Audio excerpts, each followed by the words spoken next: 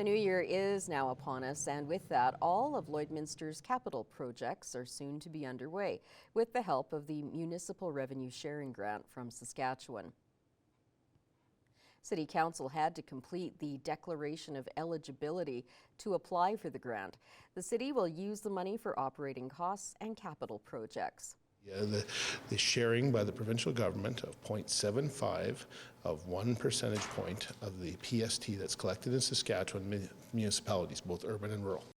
In order to be eligible, the city had to adopt the Employee Code of Conduct, as well as having the city's education property tax in good standing. For us to receive that grant, there are some eligibility requirements, and what we saw today was Council approved that by resolution that we meet all the requirements to be eligible for receiving the Municipal Revenue Grant, and that's from the Government of Saskatchewan. We appreciate it very much. It assists in the operations and capital works in the city throughout the year. The Saskatchewan Municipal Revenue Sharing Grant is for both 2024 and 2025. Abby St. John joins me now, and Abby, a little bit of snow this morning, and it is starting to feel colder, and that is just around the corner as well, isn't it? Yes, I think we're now starting to get into our normal temperatures. We're not quite there yet. With that wind chill, it does feel colder, and probably the coldest it's been. I know when I walked out this morning, it honestly felt like a normal winter here. So, but you know, the temperature is still only at -9, but like I said, that wind chill, it makes it feel closer to -16, which I think is one of the coldest days that we've had. Wind speed at 19 kilometers per hour. So today was definitely a very wintry day. It definitely felt like the actual season that we were in, and we saw that progress throughout the day. It didn't really snow further than the morning, so we weren't left with too much on the ground, but it definitely does feel like winter is officially here. And current temperatures across the region similar to what we're seeing here, -9 in Lac La Biche and in St. Paul, -6 in Cold Lake, -7 in Provost, and -8 in Wainwright, Vermilion, Marwayne, Vegreville, and out in Edmonton. And then on the Saskatchewan side, -13 in Isla Crosse, -9 in Pierceland, -8 in St. Walburg and in Maidstone, -6 in Meadow Lake, -7 also out in Macklin and in North Battleford. And then overnight tonight in North Battleford will drop down to -11, and the wind will start picking up in the evening, partially cloudy skies, and the wind will get up to about 17 kilometers per hour. And then tomorrow, expect a pretty cloudy day out, wind speeds at 11 kilometers per hour and a daytime high of -5. So the temperature won't be too cold out tomorrow. There will just be a lot of cloud coverage. And then overnight tonight in Cold Lake will drop down to -12, partially to mostly cloudy skies, so those clouds will start to increase. The wind will remain quite calm at 9 kilometers per hour. And then tomorrow also expect a cloudy day, lower clouds in the sky. -9 will be the daytime high with that wind at 11 kilometers per hour.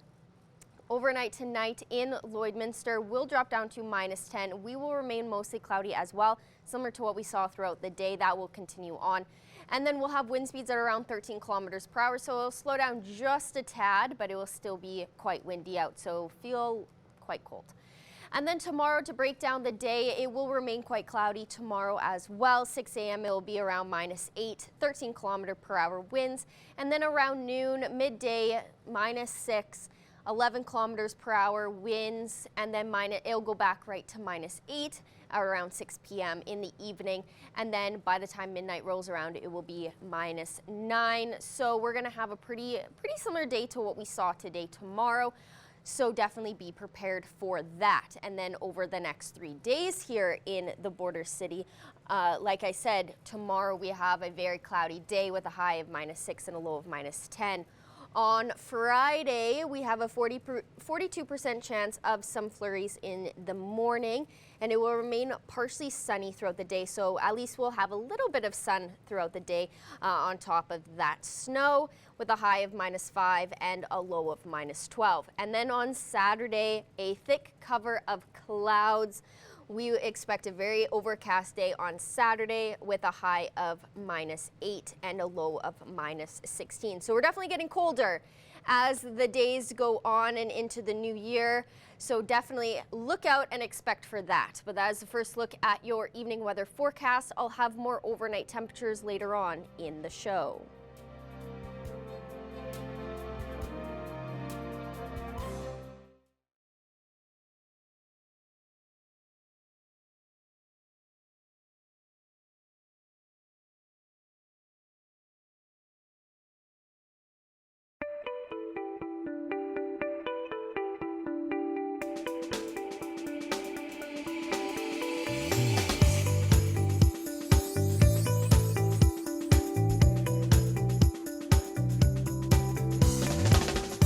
Well, we want to welcome back everybody to 2024, a new year, and that means a new chat with Stephanie Dobson, who is here. Stephanie is a collaborative lawyer, mediator, and educator with Hankett Divorce Law and Mediation, offices in Lloydminster and Edmonton. Stephanie, thank you for joining me, and Happy New Year. Yeah, thanks, Stacey. Happy New Year to you too.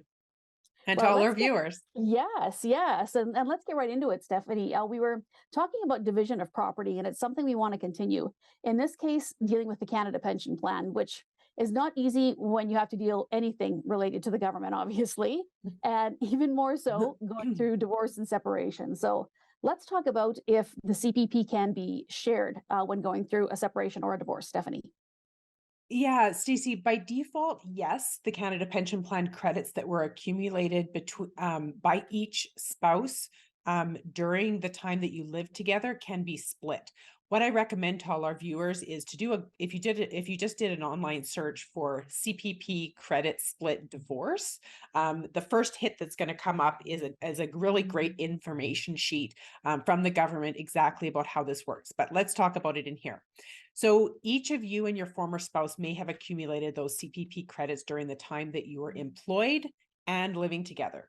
So in some of those years, one spouse may have accumulated more credits, and then in the other years, the other spouse may have accumulated more credits. So when a couple separates, there's an opportunity for spouses to have the credits that each of you accumulated during that time pooled together and then split equally. So let's give an example. So for each year of the eligible split, if one of you earned $10,000 in pensionable earnings, and then the other spouse earned $20,000 in pensionable earnings, the total pooled together is $30,000, and then split down the middle, you each have $15,000. So someone loses $5,000 and someone gains $5,000. So there's some technical requirements, of course, and there's always technical requirements. But if you have to have lived together with your former spouse for more than 12 consecutive months. You have to have been separated for more than 12 months. And if you're unmarried, living common law, you have to apply within 48 months of being separated. Is it worth it, Stephanie, to split the CPP? Well, whether it's worth it or not will depend on the credits that each of you have accumulated during your relationship. So and that's for each of those years, not in total. So a credit split will, of course, benefit the spouse who accumulated less credits over that period of time. Typically, will be of most benefit to the spouse who stayed out of the workforce for that period. So the more pensionable earnings that you have when you start receiving the CPP, the more your CPP check will be. So I recommend each spouse to go to their Service Canada account online or contact CPP directly to have that statement of contributions mailed to you so that you can have a sense of what you've accumulated. How do former spouses cause that CPP split to happen, Stephanie? Well, as with anything in the government, there's going to be an application form for it. So you have to fill out the form and send in some supporting documentation. So as I said, if you Google CPP credit split divorce online, there will be that info sheet. And there's also that form that you can fill out. It's called ISP 1901 if anyone's looking for it. Okay, and last question. What happens if people don't want to split those CPP credits with their former spouse? Because obviously you've dealt with us enough to know that could very well happen. So what are the options then? Well, if you want to prevent your CPP credits from being split, it's important that you deal with this by way of agreement between the two of you. So there's some provinces in Canada that do permit former spouses and common law couples to waive their right, so to not have that CPP credit split done. But the only provinces in Canada right now which permit that waiver are Alberta, Saskatchewan, and BC. So that means that if you're outside of those provinces, then there's no legal authority to allow that waiver of the credit split. So if you're in those provinces, then that means that automatically that credit split will happen. Of course, most of our viewers are in Alberta or Saskatchewan. So if you don't want your Canada Pension Plan credit split, then you must do so by putting that into your separation agreement. All right, Stephanie, lots of information once again, but thank you so much. It's always nice to have you break it down and simplify it a bit especially when it Yeah. comes to all the technical things. So thanks again for joining us, Stephanie, and we'll be back next week. Thanks, Stacey.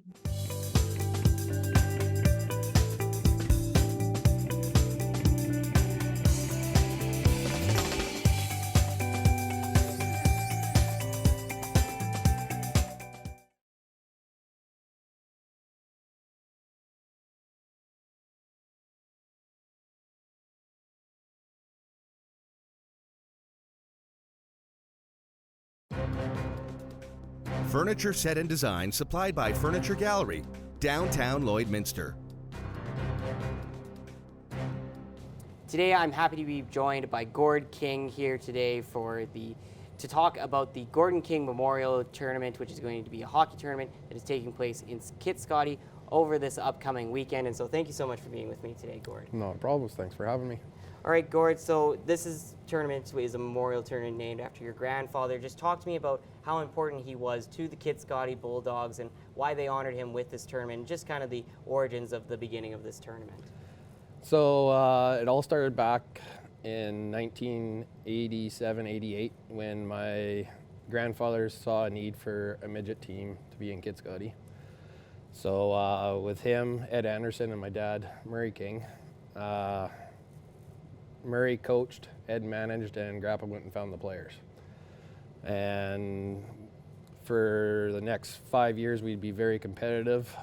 His hard work paid off in 91, 92 when we went to provincials and came home with a silver medal that year. And then Grandpa passed away in the fall of 92, and everybody said, we need a way to remember Gordon. And our midget program was started because of him, so they came up with the midget tournament, and the first one was held in 93. So. And you were talking to me beforehand that this is one of the longest running tournaments in Alberta for the Midget League. So talk to me about kind of the tournament structure and just with the Kitscoty Bulldogs, how the tournament's going to be run over these next few days. So the tournament's been done a few different ways over its history. It first started off with 4 teams in 2 pools, top 2 making it to semifinals and then having your final. We've done bracket style tournament before, so the tree bracket where you have your A, B, C, and D finals. This year we have gone back to, we've got 6 teams coming. So we got Dawson Creek, Fairview, Moose Jaw, Medicine Hat, Edmonton, and then ourselves, the Kitscoty Pit Bulls. So this year they've gone to a round robin style again, so there's 2 pools of 3. Everybody plays each other once, and then we'll have our semifinal. Each last place team in the pool will have a consolation game as well on Sunday, and then we'll have our final on Sunday afternoon. Awesome. And then are there going to be any silent auction or any events going to be taking place at the tournament that some of the fans would like to be able to support the tournament when they go throughout the weekend? Yes, I believe there is some raffle draws where you can buy some raffle tickets and you put your name in every draw. Usually that's what we do as a fundraiser for this. There's going to be 50-50 as well. I believe it's a score 50-50 that we got where you buy numbers on a board. And yeah, other than that, and we got lots of food at the concession. One of the best burgers in town, so come down and get a cheeseburger. And then just one final question here, Gord. If fans are particularly wanting to come down and watch the Kitscoty Bulldogs, the Pit Bulls, pardon me, when is their first game going to be there on that Friday, and just when should they come out to help support the team? The first game for Kitscoty is Friday night at 7:30. They are playing, I believe it's Moose Jaw to kick off the tournament. And then on Saturday, they also play again at 7:30 against Fairview. Awesome. Perfect. Well, thank you so much for all the information, Gordon. If you are interested in some high-quality midget hockey here in the Lloydminster area, be sure to head out to Kit Scotty over this coming weekend. That's the 5th, the 6th, and the 7th. Finals will be on that finals championship Sunday. And so, again, thank you so much, Gord, and we will have some more hockey coverage, whether it's for Kit Scotty or throughout the rest of Lloydminster, coming up very soon. An American teenager is believed to be the first human player to beat Nintendo's classic video game, Tetris. Willis Gibson said the video game crashed when he reached level 157, and it only took him 38 minutes to get there. Up until a few years ago, players believed it was only possible to play up to level 29. Gibson has only been playing Tetris for 2 years. I'm awful at Tetris, and then I get frustrated too easy, and then also quite bored after, I don't have a very big attention span.